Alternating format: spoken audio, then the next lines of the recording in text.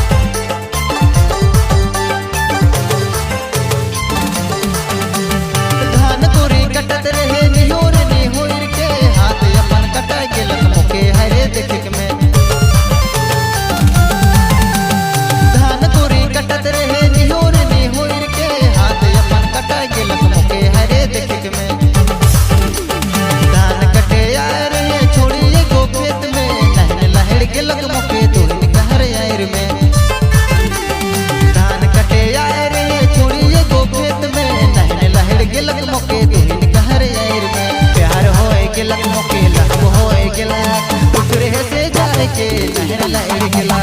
प्यार होए गेला मुके लाभ होए गेला उतरे से जाए के नहन लड़ गेला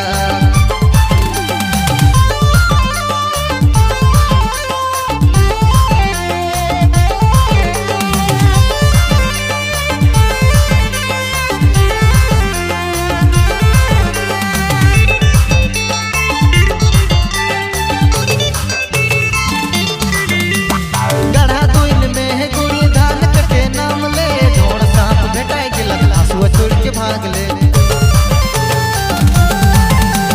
गढ़ा दुइन में कोई धान कटे नाम ले ढोल सांप भेटाए गेला हसुआ छोड़ के भाग ले धान कटे आए रहे छोड़ी एगो खेत में नहन लहड़ गेला मुके तो कहर आयर में धान कटे आए रहे छोड़ी एगो खेत में नहन लहड़ गेला मुके तो कहर आयर में प्यार होए गेला मुके लाभ होए गेला उतरे से जाए के नहन लड़ गेला